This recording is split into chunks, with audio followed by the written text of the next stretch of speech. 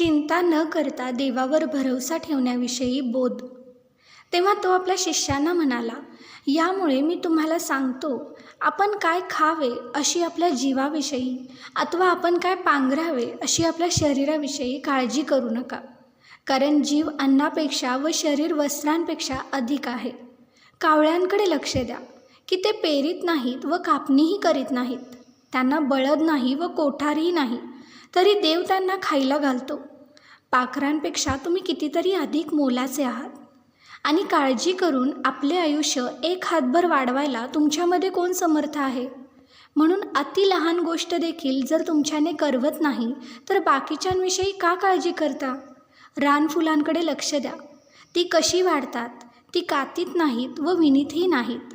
तरी मी तुम्हाला सांगतो की शल्मोन देखील आपल्या सर्व वैभवात त्यातल्या एकासारखाही सजला नव्हता.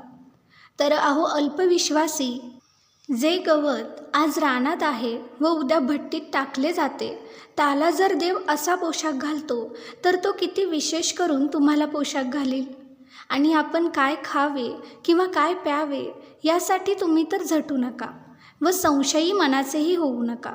कारण जगातील राष्ट्रे या सर्व गोष्टी मिळवायला झटतात, पण तुम्हाला त्यांची गरज आहे हे तुमचा बाप जाणतो.